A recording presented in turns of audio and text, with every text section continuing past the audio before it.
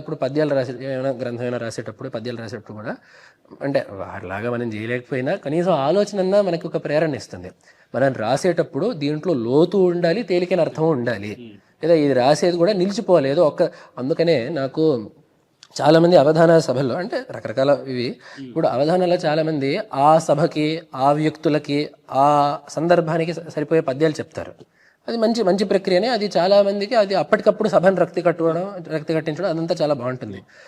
అది ఎందుకో నాకు ఎప్పుడు స్వాభావికంగా అనిపించలేదు. ఎందుకంటే నాకు ఎట్లా ఉండేదంటే మనం ఏ పద్యం చెప్పినా కూడా అది 3 కాలాలకి వర్తించేటట్టు ఉండాలి, లేదా ఏ పద్యం చెప్పినా అది అందరికీ వర్తించేటట్టు ఉండాలి. ఏదో ఈ సభకు మాత్రమే, ఈ ప్రాంతానికి మాత్రమే, ఈ వ్యక్తులకు మాత్రమే అన్వయించేటట్టు ఉండకూడదు. ఏ మాట చెప్పినా కూడా అది పెద్ద క్యాన్వాస్ ఉండాలి అనేది ఒక ఆలోచన బహుశా రావడానికి కారణం కూడా ఆ గ్రంథాల ధోరణి కావచ్చు అని చెప్పి. కానీ వారి గ్రంథాలు ఈ ప్రత్యేక గ్రంథం ఒకటి చెప్పాలంటే పోనీ 2-3 చెప్తా. లక్ష్మీ నరసింహ పంచరత్నం అని చెప్పి ఒకటి ఉంది. అది అసలు దాంట్లో నరసింహ గురించి ఏం లేదు. దక్షిణామూర్తి స్తోత్రం కూడా దక్షిణామూర్తి గురించి ఏమీ లేదు, మొత్తం ఉండేది అద్వైత సిద్ధాంతం. ఈ 2 స్తోత్రాలు నాకు వారి స్తోత్ర వాంగ్మయంలో ఈ 2 చాలా ఇష్టం. వారి స్తోత్ర వాంగ్మయం మొత్తంలోకి ఎక్కువ అందంగా ఉండే భాగం నాకు చాలా ఇష్టమైంది ఏంటంటే కనకధార స్తోత్రం.